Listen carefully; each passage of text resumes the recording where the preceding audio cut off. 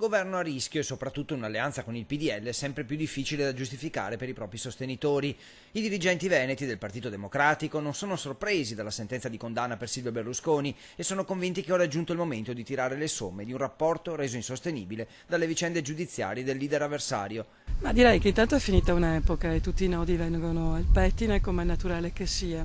Si dovrebbe ricominciare o da un PDL che è in grado di liberarsi da un sistema partito che è un sistema padronale, oppure il problema è che se insistono con l'andare a difendere l'indifendibile, evidentemente a rischio è anche il governo. Berlusconi, secondo l'ex magistrato Felice Casson, ha ricevuto una condanna giusta rispetto a come si è svolto il processo. Ora la commissione competente è pronta a discutere la sua posizione in Parlamento, ma il governo è la prossima questione all'ordine del giorno, un governo che ora rischia davvero molto.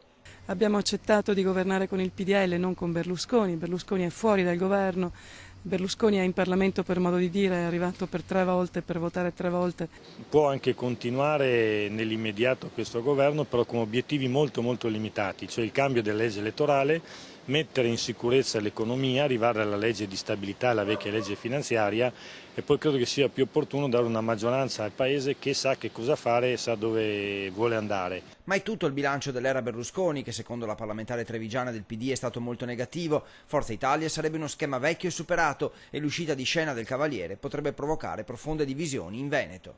Che è giunto il momento di liberarsi da un fardello così pesante che ha messo così in difficoltà l'Italia, perché se andiamo ad analizzare i 20 anni di guida politica berlusconiana, ai noi la decadenza economica e anche morale è stata davvero il risultato di questi 20 anni di governo. Le varie anime si scateneranno, ne abbiamo delle forti avvisaglie in Veneto, tra ex democristiani, ex socialisti, ex autonomi, ex liberali, andare da una parte, andare dall'altra. Credo che ci potrà essere una diaspora molto forte e ripensare una formula vecchia ormai superata come quella di Forza Italia non credo che gioverà.